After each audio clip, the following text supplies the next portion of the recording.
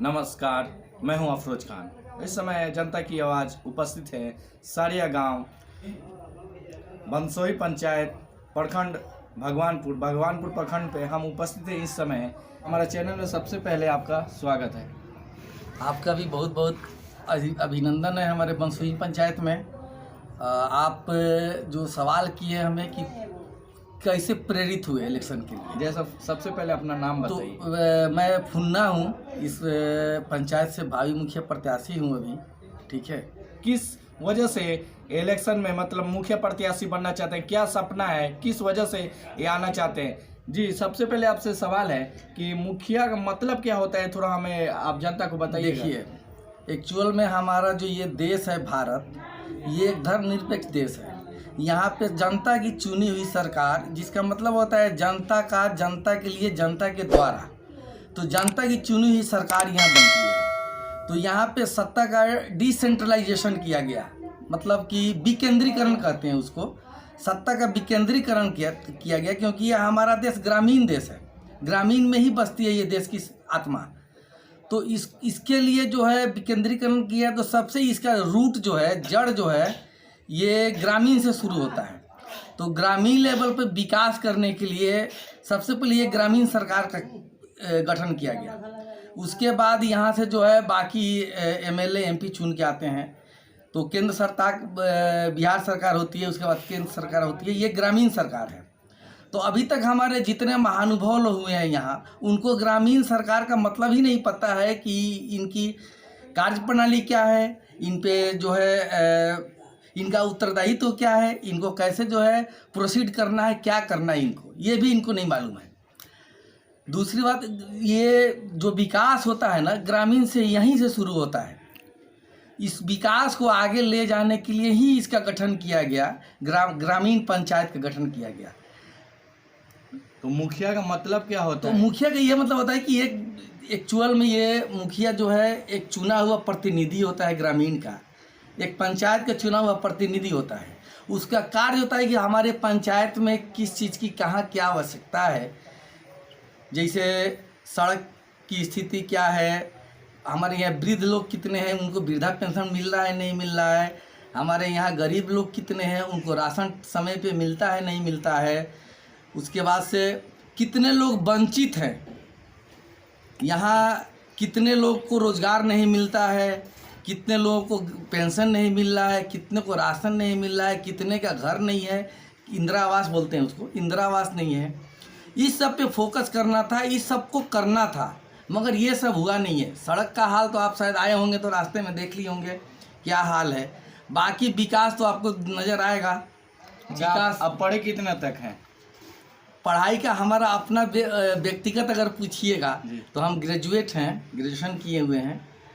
Graduate किए हैं, इससे पहले कुछ काम करते थे आप? नहीं, काम तो हमारा है, काम एक्चुअल में इस काम से उससे कोई मतलब नहीं। ये जो है एक समाज का काम था। हम आए यहाँ देखे, यहाँ के हालात देखे, ठीक है, यहाँ आने जाने की जो असुविधा हो रही है, बारिश में जो है रास्ता बंद हो जाता है। अच्छा, आप इतने एजुकेटेड पर्सन है, पढ़े लिखे इंसान है, इलेक्शन में मतलब ये मुखिया बनने का क्या कारण है, मेन मुख्य कारण क्या है? आप गांव में घूमिएगा तो पता चल जाएगा कि क्या हुआ है क्या बाकी है। नहीं, आप इलेक्शन में मुखिया प्रत्याशी बनने के लिए रेडी हो? आप यहाँ के इस पंचायत का हालात घूम के देख लीजिए, ठीक है। अब थोड़ा सा भी अगर आप में थोड़ा सा भी अगर आपको समझ होगी, अपने क्षेत्र के हालात देखे, लोग मर रहे हैं, मरने के बाद से किसी का एक एक दिन दो दिन लाश पड़ा रहा है, जलाने के लिए उसके पास पैसा नहीं है, अंतिम संस्कार नहीं कर सकता है वो। और हमारी जो यहाँ की प्रतिनिधि हैं जो हमारे यहाँ के, उनका ये सब से कोई सरोकार नहीं है।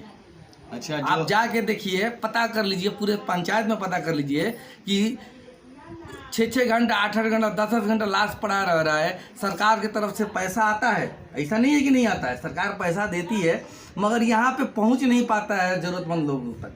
अच्छा, इतना जैसे मुखिया इलेक्शन में कोई मुखिया बनता है, बीडीसी मतलब जिला परिषद है, ये सब इतने आदमी होकर और एक गांव के मतलब एक पंचायत का विकास नहीं होता, क्या कारण है?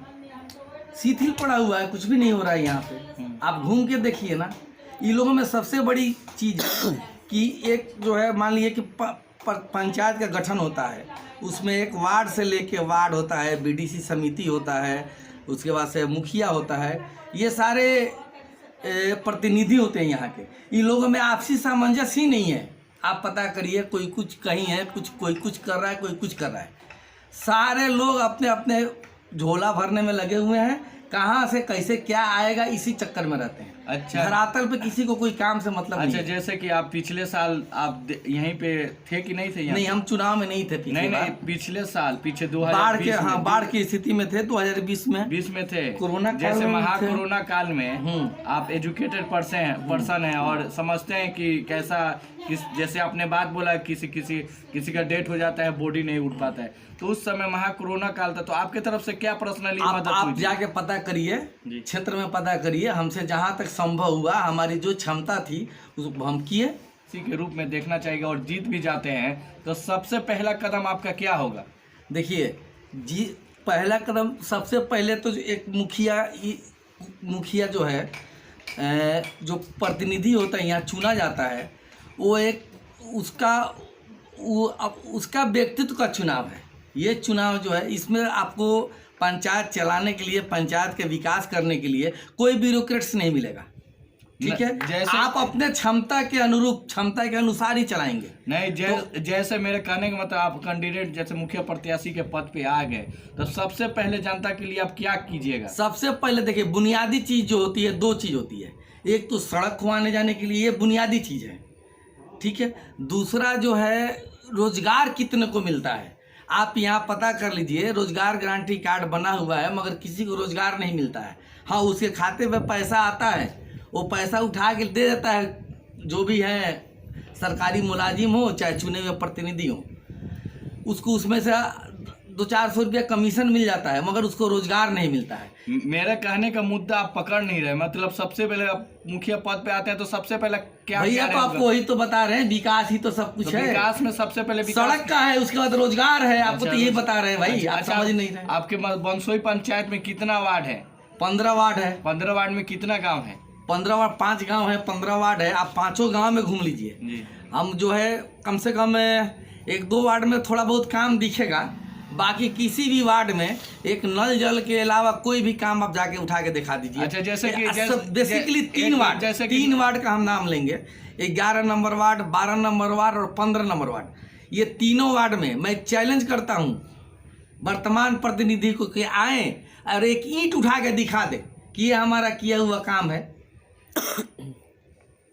जैसे कि कौन सा नल जल योजना की बात आप बोल रहे थे, तो नल जल योजना कौन सी वार्ड में अच्छी तरह काम नहीं हुआ, और कौन सा वार्ड अभी तक जहाँ पे काम हुआ है वो भी अच्छी तरह से नहीं हुआ है? ये काम का आकलन जो है खुद जनता कर रही है, क्या हुआ है क्या नहीं हुआ ये जनता कर रही है, ठीक है? आप तो पूरा मतलब अपने पंचायत में तो घूमते हैं ना? पूरे पंचायत में घूम लिए। सबसे पहले बेसिकली ये है कि नल जल योजना जो है वो मुख्यमंत्री 7 निश्चय योजना था, ठीक है? इससे कोई सरोकार नहीं था हमारे प्रतिनिधि को, फिर भी वो लोग इन्वॉल्व हुए, किए।